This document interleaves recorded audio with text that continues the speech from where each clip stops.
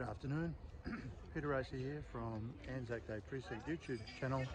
It's Friday the 20th of March 2020 and it is just a glorious afternoon, and behind us, if the refurbishment and the rebirth of the Australian National Freedom Wall goes ahead as what I'm hoping, you'll see a beautiful flag flying in the distance down there on the left hand side of the video. Now, first of all, Peter Collins has sent an apology.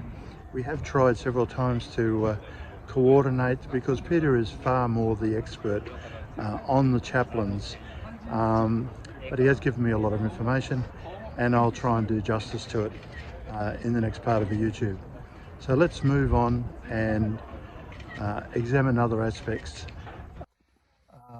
Is that there are these brand new signs going up around Mount Coot-tha, and we're going to do some recording in relation to the chaplains and information that Peter's given me, but as you can see, these are brand new. That one at the summit here is not yet finished being installed. I'm just going to read out as we look at another one of these beautiful signs, this one complete at the Mount Coot-tha precinct, a poem that was published on Saturday the 8th of January 1916, and it was in relation to Captain Bennett. I'm not exactly certain, and the poem was published in Melbourne. I'm not exactly certain if the poem was actually written at Gallipoli or alternatively was written from the Western Front, but I'll read this particular paragraph. And when old Egypt's land was seen, and wandering steps had hellwards been, would thou try our lives and lips to clean the Padre. Beautiful sentiment that sets the tone. Now, before we move on from the falls here and this brand new sign, I just wanted to point out that the signage shows something that's quite interesting, and if you look at the symbols along the bottom, you've got the toilet, you've got shelter, barbecue, and then you've got a chapel.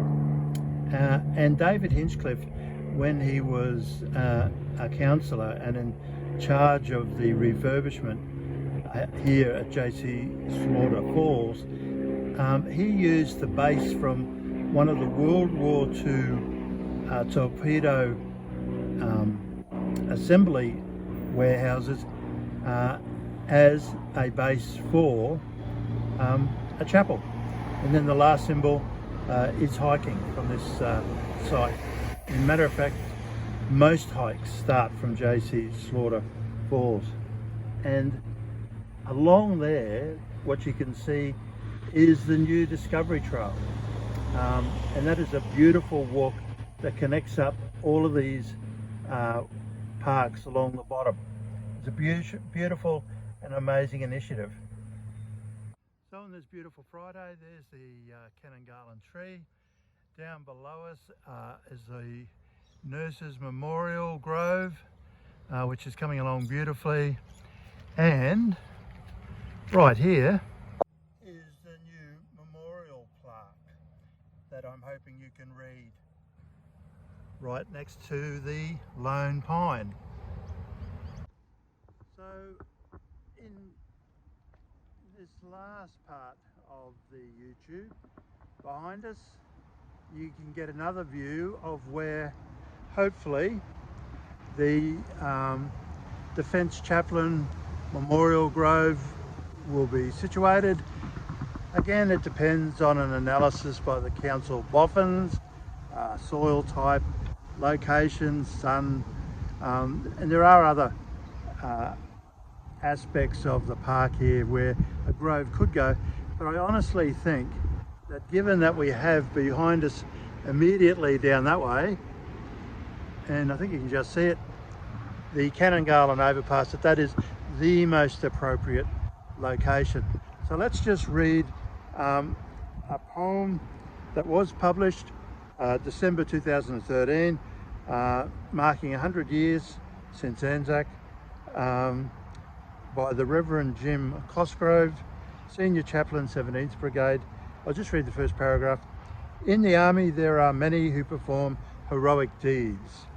Our proud history has stories brave to tell. And then others in the Army's ranks are there to serve their needs in their daily lives and godly needs as well. And the poem goes on to be a wonderful summation as to the good work that chaplains do. The poem was written, as you sort of gathered, for the Army, but it's the same logic applies whether it be the Air Force or the Navy or any of the other defence services. And so I'm hoping that this is an encouragement to all of those who are collecting and those who might have signed a petition but didn't really collect many other signatures except their own. Because what we need are champions to carry the battle forward, to really get the numbers that are necessary. About 500 to 1,000 signatures will ensure that the council not only takes notice, but then takes positive steps to bring the Grove, the Australian Defence Chaplains Memorial Grove, to a successful outcome.